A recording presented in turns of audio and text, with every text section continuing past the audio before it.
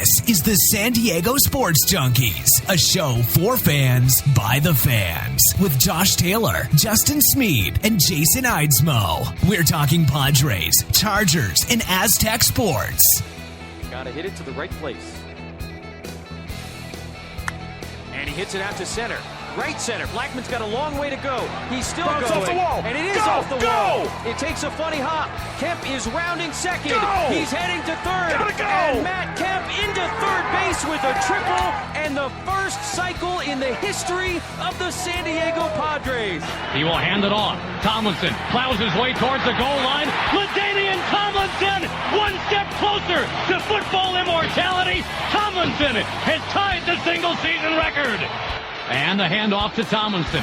Left side, and he will gallop into the end zone. Charger fans are witnesses to history. Pope thought about it. Now steps up.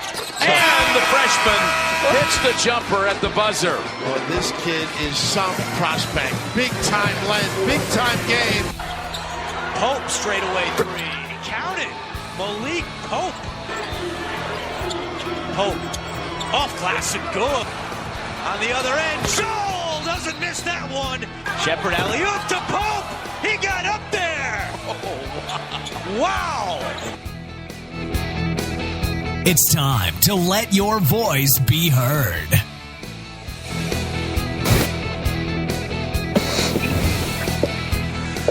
Well, good morning, everybody. It is 9 o'clock. It's time for the San Diego Sports Junkies pregame show. It's a white-hot Sunday out there in San Diego for those of you going to the game. I'm Jason Eidsmoe. Joining us on our pregame show journey today, we got Mike Maciejewski from Aztec Hoops Nation. How's it going, Mike? It's going well. Ready for a big game today? Absolutely. Jake Hefner from BoltBeat.com. Jake, how you doing, man? Salutations. And David Drogmeyer from the San Diego Domination Podcast. David, how's it going, man? Hey, going great. Ready for a white-hot Sunday, and hopefully everybody is rocking the cue. You know, it almost today feels like we're starting over. It feels like the season is starting today. It's a 1 o'clock game, so we all get a chance to watch a little bit of football in the morning and kind of get warmed up and get ready. So we're actually ready for our 1 o'clock game. Last week felt a little bit rushed, and maybe the Chargers felt that effect also. A quick programming note for anybody who's joined us and for all of you guys who join us on Wednesday.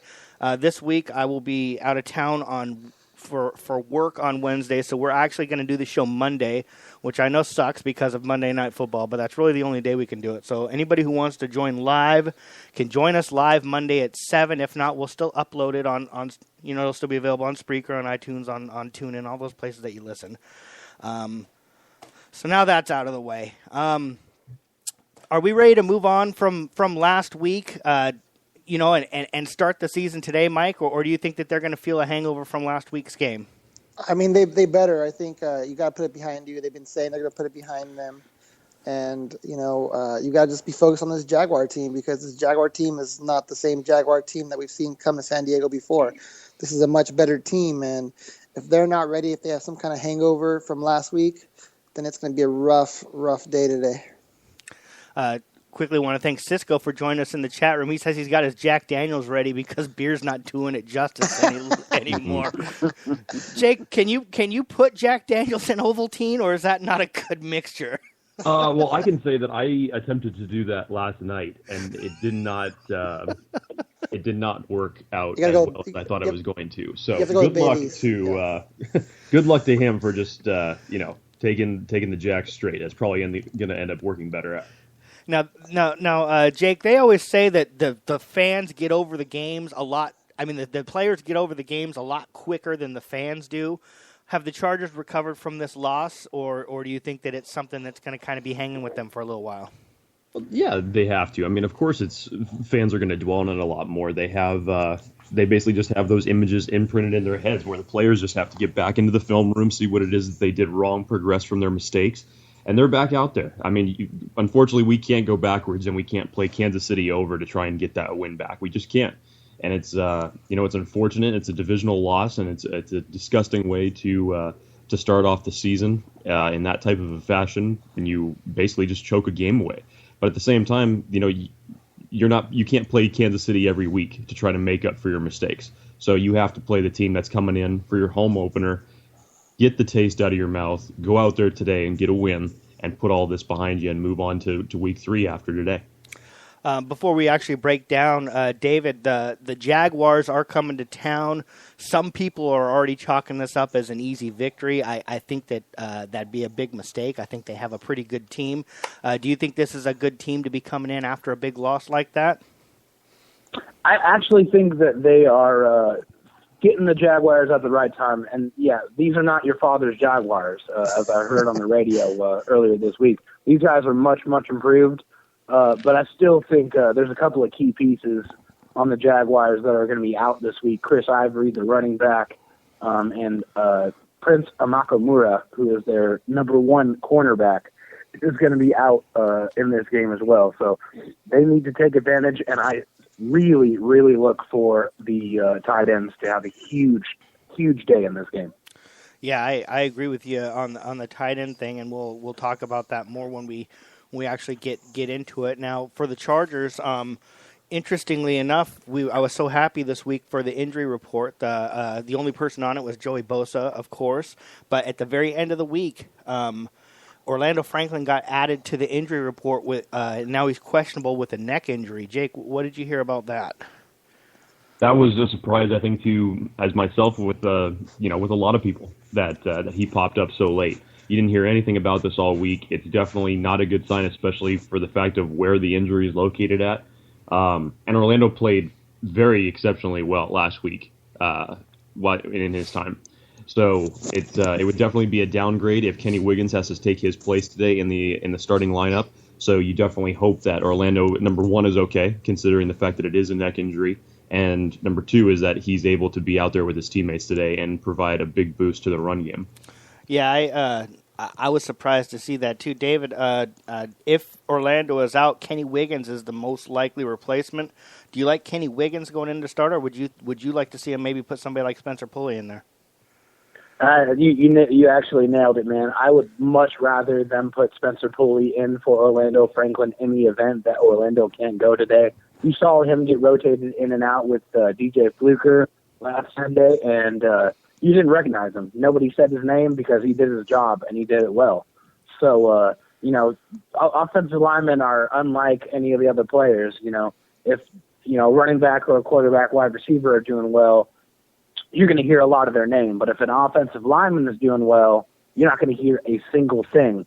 And that's exactly what happened with Spencer Pulley. So, like I said, in the event that Orlando can't go, I would much rather see Spencer Pulley over there at left guard. Yeah, the only thing I think about that is Kenny Wiggins has a little bit more experience. He played a little bit more last year, so that would be my only concern. Jake had brought up the fact that Orlando Franklin played well last week, and I agree. I thought the offensive line actually played really well last week, even in the second half. Most of the pressure was because the Chiefs were blitzing and they were bringing in extra players, and we just weren't able to get open. Mike, could you see an improvement of the offensive line, and do you think that they actually had a good week last week? I think they did have a good week. I really, especially, obviously, it's one of those tale of two halves, and I mean they played exceptionally well the first half, and they played, they just played well in the second. Again, you mentioned that the Chiefs were able to dial it in more defensively, but as a fan, when you look at that, you think, oh wow, they were doing horribly. There's not these big holes like there was in the first half, and there wasn't this kind of protection that there was in the first half, but. I think losing Franklin, which I saw last night too, that they had downgraded him. I think it's gonna be tough. I think it might affect the game, and it could be one of those things that really swings this game because, but not having Keenan Allen leaves the Chargers in a very delicate position where their margin of error is very small. So every injury that comes up is gonna really cut down that margin of error that the Chargers have today. I agree. Before we take a break and we get into the Chargers on offense, there's a question. I'll give it to Jake in the chat room. It's from Cisco, and it says, "Is DJ Fluker still questionable?" As far as I know, he's not even on the injury report. But have you heard anything on DJ Fluker, Jake? No, I haven't heard anything about that. I'm not sure where that intel is coming from, or if it's if it's an early indication right before game time today that he was a late add, much like Orlando Franklin was today. But I hadn't heard anything. As far as I know, he was full participant in practice all week. and he's all geared up. He should be a full go today. Yeah, as far as I know. Yeah, he's not on the injury report at all. Sorry to jump in, but he's not on the injury report at all. There's nothing wrong with Fluker. I expect to see him go today. Awesome. Supercharged just joined us. Want to say good morning to him, and thanks for joining us. I'm going to take a quick break. Good morning. Good morning, Supercharged. I'm going to take a quick break. We're going to come back on the other side of the break. We're going to be talking about when the Chargers are on offense and what they need to do for victory. We'll be back in a couple minutes, guys.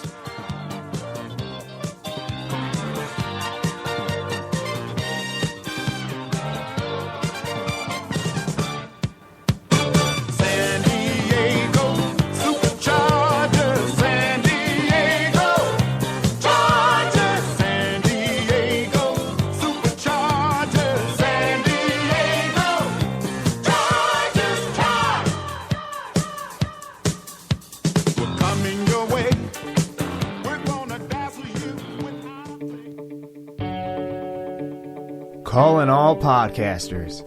Have you ever wanted your voice to be heard?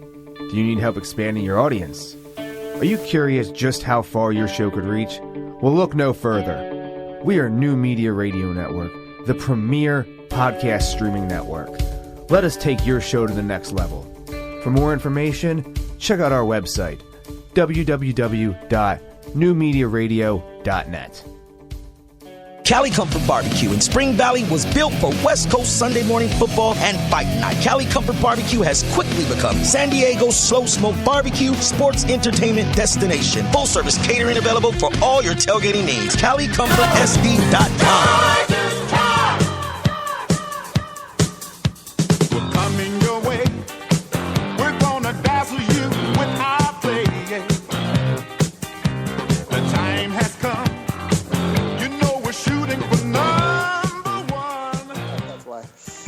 All right, we are back, and we are ready to talk about the Chargers on offense. I want to remind everybody we're also now part of the New Media Network, so give their website a check out. It's a 24-hour podcasting network. We're real proud to be part of that. It's a pretty neat deal. Moving on, Chargers on offense. Offensively, they have to do a lot of what they did in the first half and nothing of what they did in the second half. I know David and I were chatting a little bit off before the show because, we talked a lot about it last week, and we were trying to kind of figure out who was to blame for the second half collapse. And he's on team everybody but Jason, and he thinks that it was Mike McCoy's fault. I put more of that on Ken Wisenhunt, but nobody seems to agree with me. But moving on to this week. We'll start out with you, Mikey. Offensively, what are we looking for offensively for the Chargers to be successful this week? I think definitely running the ball. I mean, this was, I believe, the key to the offense last week, and it will be the key this week. You need to run the ball. You need to control the ball. You need to put the offense, especially early on in third and shorts, if they get to that point, because you don't know what's going to happen. You don't know how this team's going to adjust. And, I mean, obviously they do. But as a fan, I need to see the Chargers control the offense because you saw a second half that in which they were very stagnant, very reactionary, very just inefficient. So running the ball would be a start for me. Jake, I think running the ball is going to be a key for all of us. When you see the Chargers running the ball, are you more excited to see Melvin Gordon and Derek Watt in the backfield together? Are you looking forward to maybe seeing them doing something a little bit different, having Melvin Gordon and Danny Woodhead at the same time out there, or maybe even all three of them? Well, I mean, it doesn't hurt to, have the viable options of Danny Woodhead. I mean, and of course, I know everybody has complained, and Wisenhunt's been asked throughout this week about why did you go away from Melvin Gordon in the second half? What was the change? What was the reason? And in my opinion, I went through that thinking that it was basically just a change for the fact to compensate for the loss of Keenan Allen because Head is a better pass catching back out of the backfield. But at the same time, I literally thought it was Ken Wisenhunt's offense in the first half and Frank Reich's offense in the second half. It was just so polar opposite of one another. And to be perfectly honest, from what I saw in week one of Melvin Gordon in the first half, I would actually want to see more of that. And I mean, if you're asking me a question now, who would I get more excited about seeing in the backfield? I'd have to lean in Melvin Gordon's factor because of the fact of how I saw him grinding, dominating the line of scrimmage when he went through. I mean, he was pulling people along with him to get certain yardage situations. And it's exciting just for not only the fact of you're controlling the tempo, you're controlling the pace, you're controlling the clock, but this is what you invested your first-round pick in. Let's fully unleash him, and let's see what he can do. Yeah, I agree.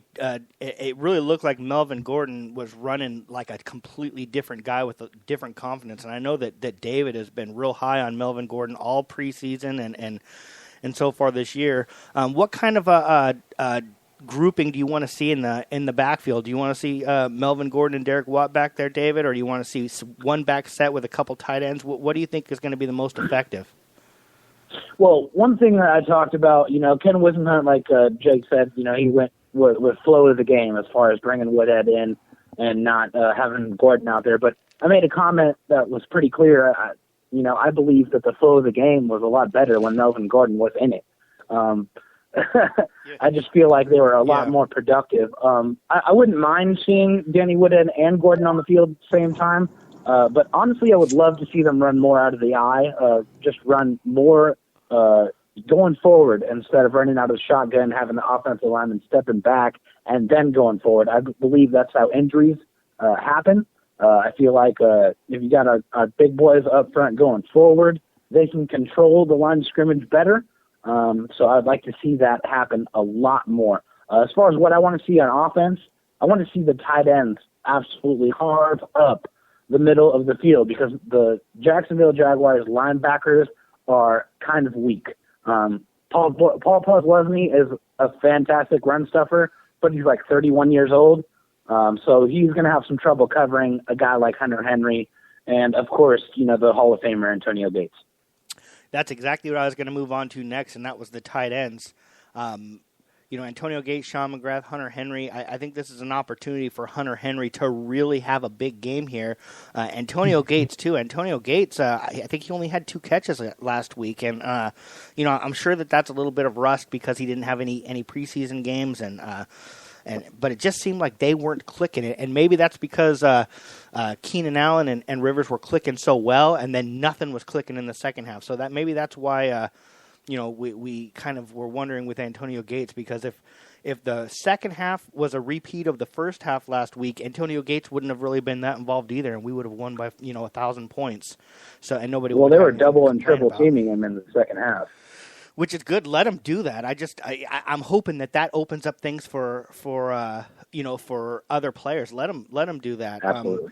Hey, Jake, do you think that this is a possible game for Hunter Henry to really make his mark in the NFL? Yeah, I think it was the second half, I believe, when Hunter actually had a nice grab. I believe it was around for like 18 yards right up the middle. Yes. And if you could start featuring him into the offense a little bit more, you hear Phillips' comments earlier this week just talking about not just, the change going from Keenan Allen to Tyrell Williams, but just in the fact of all his receivers. He's now in a position to where, if we look at it a couple years ago, we always kind of said that Phillip tried to do too much. And that was behind a weak offensive line with no run game, and he was basically trying to put the team on his shoulders. He has a much improved offensive line now, and he has a run game that he can get behind. So he has to have the confidence in those wide receivers and not be scared to, like he said, in his words, let it rip. And feature a lot of these guys now in the offense, even though you're talking about having a wide receiving unit today that only has a combined total of 86 snaps with Rivers since last year. And that's not the most positive stat you want to hear for an offense coming into the game today. But at the same time, we know what Phillip can do with no-name wide receivers. Yes. But he has to have that confidence and that wherewithal to throw it to them, and we know that he will. So Hunter Henry, I give a huge opportunity for this game to feature it. If it piggybacks off the fact of Keenan Allen not being there and Phillip Rivers' comments about just slinging it in the offense today, I would love to see it. Moving on to the wide receivers, you had mentioned the wide receivers. Hey, Mikey, wide receiver-wise, who's going to be the guy that steps up? I know right now, starting on the depth chart, they have Travis Benjamin and Dontrell Inman as the starting wide receivers. Tyrell Williams and Isaiah Burst, 3 and 4. I've never been the biggest Dontrell Inman fan, but I actually like moving him up instead of Tyrell Williams. I think he has more experience, and I like Tyrell Williams coming off as the third wide receiver. Do you see any of these guys stepping up? Do you see Dontrell Inman stepping up into that? I mean, is he the number one wide receiver now, basically, with Travis Benjamin sticking where he's at? I think Benjamin has to stand out, has to step up. I think he needs to lead this team in receptions, needs to lead the team in yards. I think I've heard so much about how Whisenhunt's so excited to use him in many different ways. I need to see that. And this is why he was brought over. He wasn't brought over to be the number one guy, but he has that experience to be the number one on a team. And, I think he needs to be the leader in that. He needs to open it up for the rest of the guys. I know we talked about how the tight ends are hopefully going to be more involved, and that should help the offense. But if that's the case, then I think Travis Benjamin needs to go ahead and, lead this team offensively through the air. And I think this team against Jacksonville is a great opportunity for him to do this. I think it's a great opportunity for the whole offense to show that they can be a threat, because even though the Jaguars are much improved, they're still not a dominant defense. And, if you want to be a dominant offense, you need to take advantage of these middle-of-the-pack defensive teams. Hey, David, is Travis Benjamin capable and ready to step up to be the number one wide receiver on this team? I definitely believe he is capable. I mean, you saw last week he got a couple of opportunities to make some things happen in space, and I'd like to see that happen more often. I mean, he's got world-class speed, and he can outrun anybody on the field if he's got people in front of him. And that's the thing. I mean, he's not going to break too many tackles because, he's about 180 pounds soaking wet. But, he's got, like I said, he's got that world-class speed. But for someone I would love to see get more opportunities is Tyrell Williams. Tyrell Williams last week had 2 catches for 70 yards. Yeah. And most of those were yards after the catch.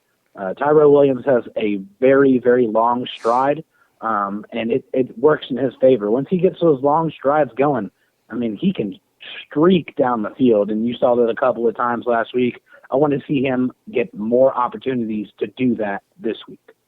The last season when our offense was most successful, it seemed like they were running a lot of crossing routes, and the first game of the season, the first half of the first game of the season, it seems like that's what they were doing as well. And I think that's the balls that Tyrell Williams had caught was on some crossing routes, and of course, Travis Benjamin and Keenan Allen, catching all those balls over the middle. And then the second half, they got away from it, just like last season. Is that a timing issue, Jake? Is that the fact that maybe in order for that to happen, you have to have a little bit more time to throw the ball, and with Kansas City blitzing like they were, Phillip Rivers didn't have the time, or is there another reason why we kind of got away from that? Again, it's just I don't. I still look back at that second half and just think, what was the deal? Again, not featuring Gordon in the offense, I think was a big part of it. But it reminded me a lot of, I think it was the Green Bay game last year. Once Keenan went out of the offense, or I'm sorry, I can't remember if that was a year ago or 2 years ago, but or just with the offense progressing once he was out for the entire season with the lacerated kidney last year. It was bizarre how the entire dynamic changed with him out of the lineup. And of course, the stats don't lie as far as the production that Keenan Allen brings. So I think a little bit of it was a timing issue, but again, it was an aspect to where you come out as an offense and your mentality should not be to allow them to trickle their way back into the game. And I don't put any blame on the defense for what happened, to be perfectly honest, because the offense was just inept to getting third down, and the defense was just exhausted out there. Yeah. But, for an offense that just had a dominating first half as far as the third downs that they converted, running the clock, you let this team get back into the game in a very disappointing fashion. And then when everything really started to collapse, I think it was just from the standpoint of Andy Reid drawing up a lot of exotic blitzes, and toward the end of the game there, where the Chargers had every opportunity to possibly go in there and take the lead back and win the game, the offensive line just completely crumbled, and Phillip Rivers' timing, of course, was just off as things got worse. So I think it was a combination of things that led to those things ultimately happening. Want to welcome Vince Wright at the Big Smooth One, joining us in the chat room from Minnesota. Thanks a lot for joining us. Before we move on to the defense, I'll go around real quick. Isaiah Burst is going to most likely be active today. I don't see why he wouldn't. I don't know what it was about him. I really, really liked what I saw from him in the. He's not the answer, of course, but I liked what I saw from him in preseason. I think that he has an opportunity to maybe. Make a few plays this year, but actually maybe next year, be more of a part of this offense. Before we go, quickly, I say Isaiah Burst at least has one catch today. Mike, you think Isaiah Burst sees the field today on offense and he makes a reception? Oh man, so tough. I'm gonna say it's really coin flip. I'm gonna go yes. He'll make one. Philip Rivers will spread it around.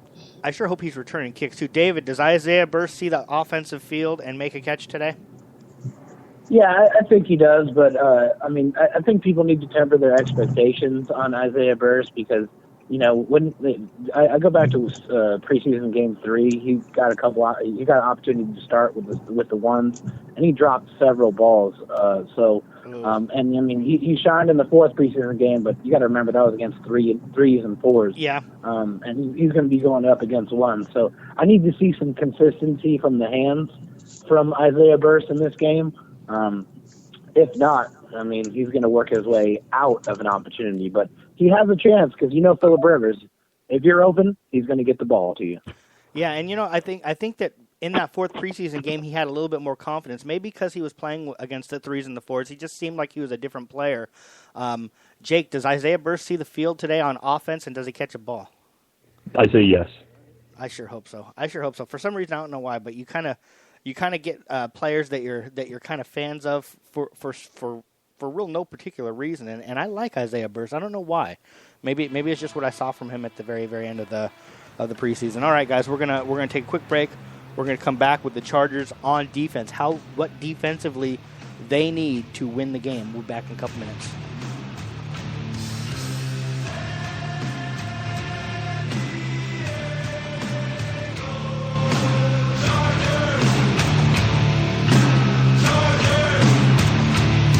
The West Coast is back, better respect the name. It's the San Diego Chargers, feel the lightning bang. Kill the hype, we reign, SB running this game. This is you need help with your business project that is due? Maybe you need business cards to help your business stand out. We at San Diego Sports Junkies got you covered. SK Digital Imaging can do it all. Give our buddy Sean K a call, 858-408-0732. SK Digital Imaging. From business cards to the bigger projects, SK Digital Imaging and our buddy Sean K will get your printing done right. Cali Comfort Barbecue in Spring Valley was built for West Coast Sunday morning football and fight night. Cali Comfort Barbecue has quickly become San Diego's slow smoke barbecue sports entertainment destination. Full service catering available for all your tailgating needs. CaliComfortSD.com. This is Cali for life, we gon' rally tonight. So pump your fist till you get it right. And keep it real so all the day go can feel you. But for now, sing the anthem so the whole world can hear you.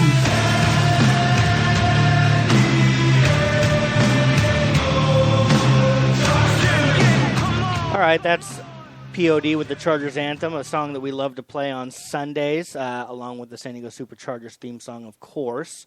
Welcome back, boys. It's time to talk about what the Chargers need to do when they're on defense. I agree with what Jake said at the very end there was I didn't really put it on the defense. I think the defense did what they needed to do. We grabbed the lead, and then we even got a turnover for our offense and had a chance to extend it. And they just, by the time that game ended, when we lost that coin flip, I was so worried because he's right. They were so tired. It just seemed like they were out there for the whole second half. And So hopefully that doesn't happen again. But overall, let's quickly go around the room. Just generally, defensively, Jake, what do you see the Chargers needing to do for success here? It's pressure and containment. And again, we had talked about what the keys to the Chargers ultimately, where it is that they needed to shore up their defensive woes that they've had in the past. And unfortunately, it ended up being a lot of the same story last week. It was the run game, and especially toward the end of the game, it was Travis Kelce that was featured on some big plays that ended up killing the Chargers and moving the ball down the field for them offensively. So again, now you're talking about having to shore up TJ Yeldon, which again, if you look at the stats wise, is not, I think a lot of people would agree, is not the same type of comparison of what Spencer Ware can do, what he did to us last week when he was in the starting offensive lineup. But you do have Julius Thomas, and he has been a Chargers killer for years now, even before he was on Jacksonville, what he did to us in Denver. So you definitely need to make sure that with the wide receivers that they have on the outside in Hearns and Robinson, that you have to account for Julius Thomas, because Jacksonville's going to look at the tape from last week against Kansas City. They're going to see what worked against us. And I guarantee you that Bortles' one of his primary focuses will be getting Julius Thomas the ball today. So you have to shore up the middle of the field, and you have to shore up the run game if you want to have any kind of success of putting pressure in Bortles' face today. David, you agree with what Jake said? You have anything to add on to that? No, I mean, I think he pretty much hit everything that you wanted to cover. But I think the keys, my keys especially, is to cover he touched on the tight ends, but it's going to be even more apparent in this game because they got a couple of good ones, Mercedes Lewis and Julius Thomas, which we full well know as Charger fans, being a former Denver Bronco. But they need to shut down the tight ends and get pressure on Blake Bortles. Those are the things they absolutely have to do. TJ Yeldon doesn't scare me at all. Not at all. He's not Spencer Ware. He's not even Sharkantrick West. He can catch the ball out of the backfield, but I mean, he doesn't scare me at all. But one guy I need to see more of in this game on the defensive side of the ball is Jatavis Brown. Got to see it. When he came into the game, he shut down the tight ends. He shut down the running backs he was covering. They got no yards after the catch. They catch the ball, and they got brought to the ground. Or Jatavis Brown got some pass breakups. I mean, he's one of the only guys on the Chargers defense that can cover anybody on the football field. He's got world-class speed, and you cannot teach that. So Jatavis Brown needs to be on the field a lot more against the Jaguars. Yeah, I liked what I saw from him too. And Jake, I'm trying to remember. I remember during way early in the preseason, you were talking about a guy on the Chargers defense that they were kind of kicking around the idea of playing safety or linebacker. Was that Jatavius Brown or was that somebody else? Do you remember? That was Dexter McCoyle. Oh, that was McCoy. Okay, all right. I remember you talking about that, but at the time I couldn't remember who it was, and that was McCoyle. Mikey, what do you think defensively? You have anything to add to generally what the Chargers need to do to be successful on defense? Mikey's gone, of course. Oh, it wouldn't be a regular no comment. Yeah. I promise I did nothing. He's just gone. He did say he was going to have to bounce after he was only going to be able to stay at the beginning, so I have a feeling that he left and didn't have a chance to say anything. Allen Robinson on the offensive side of the ball for the Jaguars. Does he worry you guys at all? I know he's the type of player that can have a 150-yard game. I know our secondary played pretty well, and the deficiencies were with our linebackers and our safeties. But does Allen Robinson worry either one of you? David, we'll start with you. Honestly, no. I mean, I don't think he's going to pop off. I mean, do you have to worry about him? Yeah, sure, you got to worry about him, but I have a lot of confidence in our cornerbacks. I mean, Jason Verrett's going to lock down anybody he's covering, so he can pretty much, take that guy out of the game. And we saw great things from Casey Hayward last week. I mean, he's really, really good. I mean, Casey Hayward is the real deal, man. I mean, this guy is good. And I mean, I think one of the more underrated signings by the Chargers. I mean, he was a huge upgrade to that cornerback group. But Brandon Flowers also played pretty well. So honestly, I'm not looking for the wide receivers on Jacksonville to have huge games, just because they're going to be going up against corners that really know how to play. Does Denard Robinson coming out of the backfield give you any worries, Jake? I know he's another guy that can catch the ball and is pretty fast. I know running-wise, Chris Ivory is actually the type of back that gives us trouble. So the fact that he's out is good. But catching balls out of the backfield, Denard Robinson kind of worries me a little bit. I mean, again, it's all dependent on how Jacksonville really utilizes him. I kind of put him in the same category as what David said as far as not really having to worry about, TJ Yeldon. I would say the exact same thing about Denard Robinson. But if you really feature him in a strong screen game and the defensive line is just completely getting owned, then it's absolutely something to worry about for sure. Because we have seen the Chargers in the past be susceptible to screen passes and short dink and dunks, and especially when it comes to 3rd down and 6, 3rd down and 7, that just absolutely kills a defense to have them stay out there longer. So if you're talking about in a role like that, if that is where Jacksonville specifically features him, then you definitely have to account for it. I don't think it's at the top of the priority list, as opposed to say with Julius Thomas or your wide receivers, but it's definitely something to take into account for, because we've seen that the Chargers can be susceptible. They can overcommit, and they can break containment on who it is that they're covering. So if you utilize a running back like that in the right type of form, it's definitely something to take notice of. Now, do you guys think that the Chargers actually do have plans to put Jatavius Brown on the field a little bit more because of the success he had last week? I know that David's pretty high on him. Do you see, Jake, the Chargers maybe getting him and maybe even McCoy out there a little bit more to try and slow down these tight ends? I'd make more of a case at this point right now for Jatavius Brown. This is one of those type of things where, it's not a necessarily sense of saying temper the expectations, but hey, if the kid made those type of, plays in the last game, I mean, why keep somebody like that off of the field? Why not give him more and actually see what the potential is? It kind of actually reminds me a lot of the Denzel Perryman effect, where you give him one game, everybody wasn't really sure how it was going to come around the second game after the success that he had, and look what he ended up finally putting up stat-wise throughout the final 6 games of the season. So if you're John Pagano, why not have a guy who performed like that last week out in the defense and be featured a lot more if he's going to continue to play the way he played last week? David, pass rush last week, I thought the pass rush was pretty good, actually. We got some good pressure on him. We got a couple sacks. We knocked down a couple balls against the Jacksonville Jaguars. Who has the advantage here, our pass rush or their offensive line? That's laughable. Our pass rush is head and shoulders above this extremely, extremely weak offensive line in Jacksonville. They got a couple of guards that they're starting today that probably wouldn't start on any other NFL franchise. So I really, really expect to get a lot of pressure on Blake Bortles in this game. Our defensive line, honestly, I think they're going to whoop that offensive line all day long.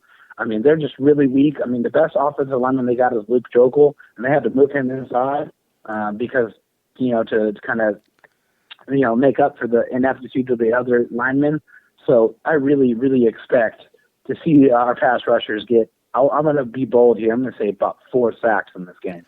Wow, I know Blake Bortles is a somewhat mobile quarterback, and the problem that we seem to have with those is they end up getting the 8, 10, 12 yards rushing when we do get the pressure.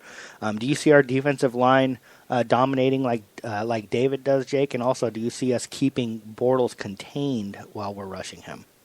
Well, the contained factor is a big question mark, because the Chargers have, in my opinion, when it comes to quarterback, mobility, they have yet to show me that they can really contain. They did it for the first half last week against Alex Smith. They really limited what he was able to do. So you need to keep that type of momentum going. But when you talk about pass rush and defensive line, the Chargers got a lot of pass rush that we have not seen, especially from the middle with Brandon Mebane and Corey Liuget last week. And that was really where you see things start to progress with this team. And like David alluded to, if you can keep that type of success up that you have with your nose tackle and your defensive end, this should be a game where Melvin Ingram and Jerry Atauchu should be able to have some very good numbers and a very good days as far as potential sacks and tackles goes. So, definitely when you get the pressure coming from, the middle like that, it's definitely something that you need to build on. But like you said, Blake Bortles can be somewhat of a mobile quarterback in the same type of mold as Alex Smith is. And he did, beat us for a couple, first downs last week that he was able to extend plays with his legs. But it all comes down to containment. And whether the Chargers do it with Blake Bortles or anybody else, they have to be patient, know who it is that they're covering and what type of defense, and make sure that everybody's accounted for. They cannot afford to overcommit against this offense. Yeah, I agree. Overcommitting, I worry about that because 3rd and 8 when the quarterback rushes for 10 yards is very frustrating as a fan. Sloppy Joe just joined us in the chat room. I want to welcome him. And apparently the Spreaker app, it's not a Jason issue. It's a Spreaker app is giving some guys some problems, and so they're logging on with the computer. So if you're using the app and you're having trouble following along, you might want to get to a computer. But welcome, Sloppy. We appreciate you joining us here. Another player that actually, who we picked up really, really late, who had a pretty decent game was Karan Reed. I don't have the stats in front of me. I believe I remember him getting a sack, getting a few pressures. He also jumped off sides early, which was frustrating. I'm like, what the hell? You just got on the team. You shouldn't be making penalties. But Karan Reed had a pretty good game, and he looked for a defensive lineman. He looks like I didn't know a whole lot about him, but he looks like he actually is a speed guy, and he looks like he had quite a bit of speed there, and I think he might actually be a pretty good addition to our defense, kind of like a 3rd down rusher, kind of like, I don't want to compare him to this guy because I don't know enough about him, but it kind of reminds me when we brought in Antoine Barnes, how he was able to kind of come in, play limited snaps, but get results when he was out there. Do you see Karan Reed making going forward today and the rest of the season, Jake? Do you see Karan Reed making contributions to this defense? Well, I guess there's one of two ways to look at it.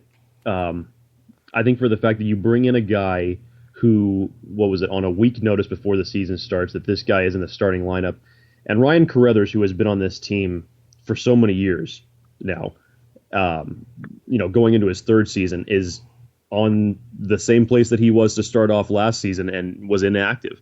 Is it more of a testament of that to what you really truly believe in the potential that you have with a Karan Reed, who has been in this league now for, this is, I believe it's his 2nd full year. But I think, for the rotation wise, that John Pagano actually puts Karan Reed in, I think is actually perfect for him. He was a 12-game starter last year. But I think he's better featured as one of those type of rotational guys. And much like you alluded to, because you come in on limited snaps, you're able to, still have that speed out there. You're not necessarily a 3-down back where you're out there for every snap. And when you can do that, especially on a 3rd down basis, and when you can have a guy from that position generate that type of pressure on the quarterback, that's a huge asset to have. So there's one to two ways of a school of thought of doing it, but obviously the proof is in the pudding. And what we saw last week from Karan Reed, basically being with the team for a week, was very impressive in the limited, features that he was in the defense and what he was able to do out there on the field. David, did you like what you saw from Karan Reed? Do you think that was a one-game thing, or do you see him being utilized this year and getting some results? Well, I mean, if he got results against the Kansas City Chiefs offensive line, I seriously expect him to get some results against this Jacksonville offensive line. Because, like I said before, they're just super weak. But, yeah, he's not a guy that you want to see out there, 60, 70 snaps. He definitely needs to be in a rotational role. That's what he's best suited for. And he took advantage of his opportunities last week. So let's see if that continues. If that does continue, I expect him to stay on this football team and contribute in the weeks to come. And this defensive line's only going to get better when Joey Bosa is lining up next to Mr. Mebane and Corey Legent. Yeah, and I agree with what Jake said. I think that it's how Pagano uses him. If Pagano uses him smart, maybe gives him 10 or 12, but which 10 or 12 snaps he gives him are key. He can go out there and with his full strength, go out there and actually make a play. We're going to take a quick break. We're going to come back with predictions, Jake's favorite section of – don't hang up, Jake. Your favorite section I was so close. favorite section of the show. We'll start with David. I know, David, you got to leave early to go to work, so we'll let you kick us off on the final segment. But we're going to come back with some predictions, what we think is going to happen, and that'll be it. We'll be back in a couple minutes, guys.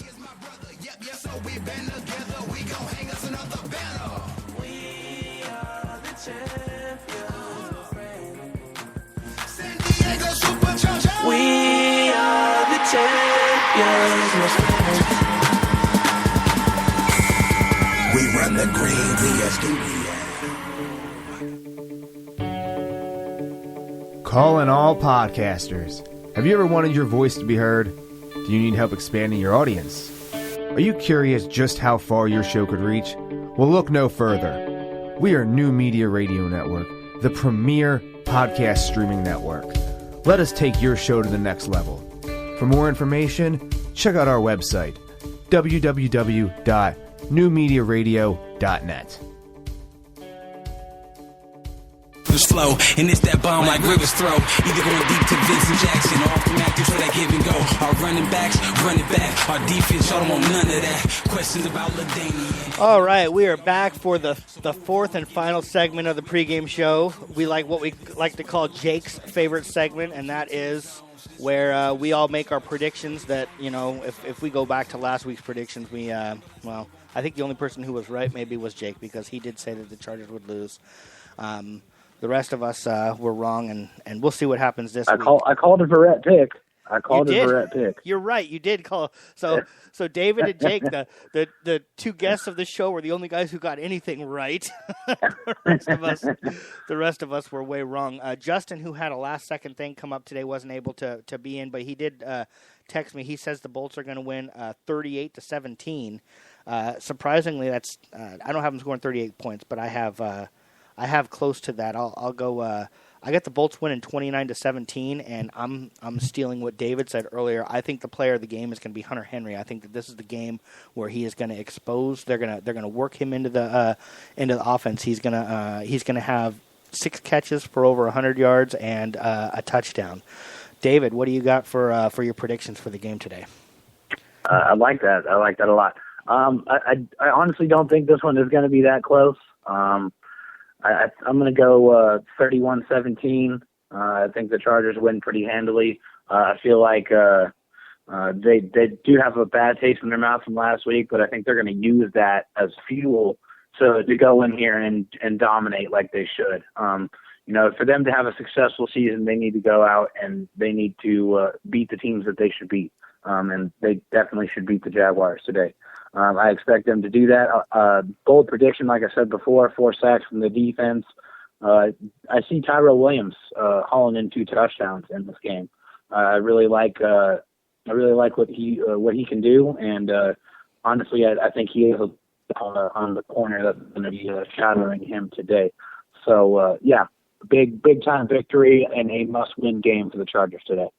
Sloppy Joe in the chat room has the Chargers winning 31-6. 31's a popular score. Has the Chargers win 31-16. He's got Melvin Gordon with 2 touchdowns, and he says the defense is going to score a touchdown today. Jake, what do you have for your prediction for the game today? I think I was a little bit early with my player of the game last week, picking Tyrell Williams. I'm just going to take that and just translate that into this week. I think that for the role that he needs to step in to replace Keenan Allen, I think he's 100% up to the challenge for it as far as making himself a better player. This is his opportunity. What better aspect from an undrafted free agent to now get the opportunity to become, one of the feature receivers for this team, and in a much different fashion than what we thought he was, from the beginning of this season. And I think Phillip's going to feed him the ball. Honestly, I do. He's still that prototypical wide receiver that Phillip has always liked since the Malcolm Floyd, Vincent Jackson days as far as his height goes. You put in the speed to combine with that. And again, there is not a ton of film on Tyrell Williams. And you saw what he was able to do when he got the ball last week for big gains. And I think it's just going to be more of that. And I think for the fact that you have Isaiah Burst now being featured, I think he's strictly going to be limited to a slot role. I think that's going to give Tyrell a lot more opportunities along the outside.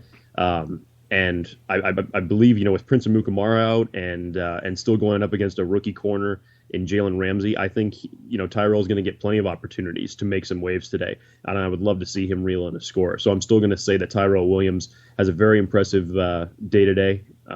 He's definitely the player of the game, in my opinion. As far as predictions goes, I hate this. I know I hate this.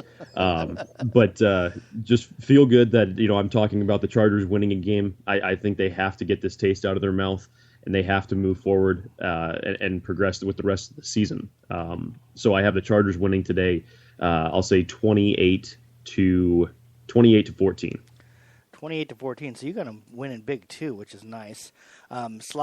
Supercharged in the chat room has the Chargers losing 28-30 on a last-second field goal, saying that we're going to blow a big lead again. But then he also said that he's hoping that if he picks us to lose, that we win. So he's trying the old reverse psychology out there on the football gods that don't control anything. But that's okay.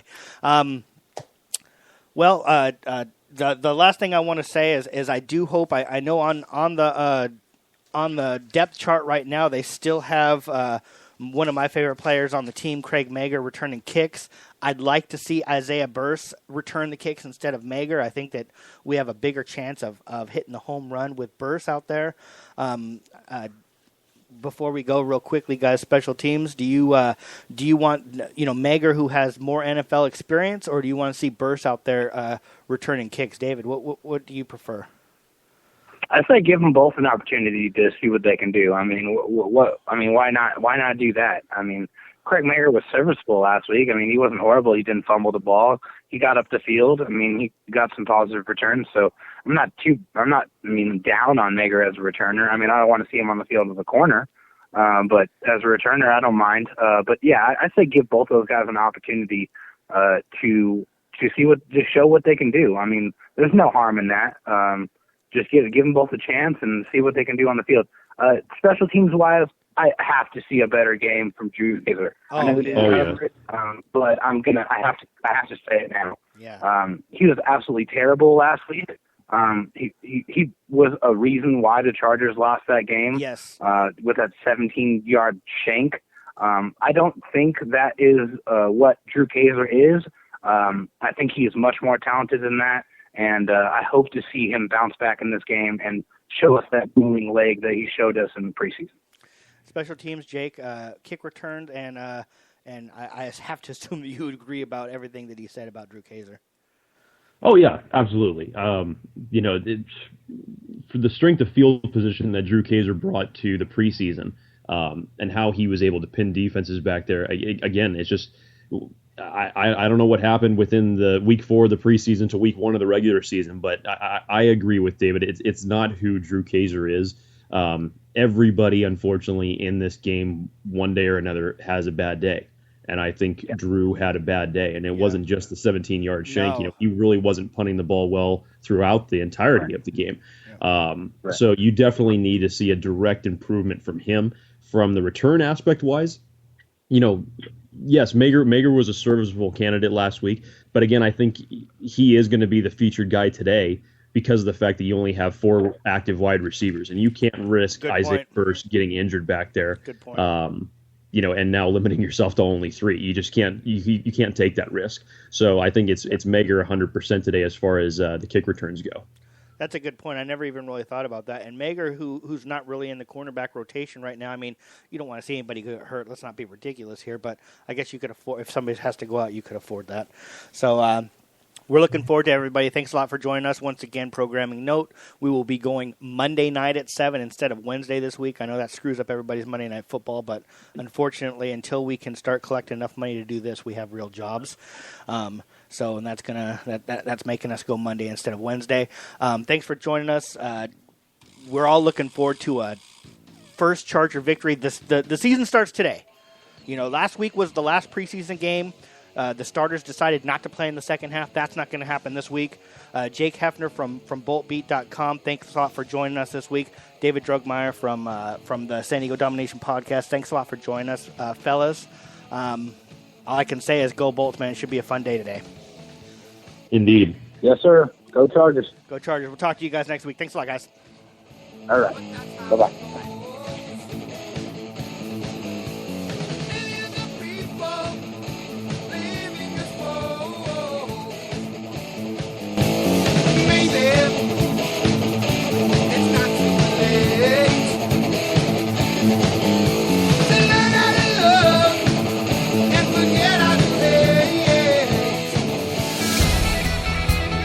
Thank you for listening to the San Diego Sports Junkies, a show for fans by the fans. Brought to you by Cali Comfort, home of the low and slow barbecue, and SK Digital Imaging with Josh Taylor, Justin Smead, Jason Eidsmoe, and Mike Maciejewski. Subscribe to us on iHeartRadio, on Spreaker, and on iTunes. Visit SanDiegoSportsJunkies.com for all your Chargers, Padres, and Aztecs news.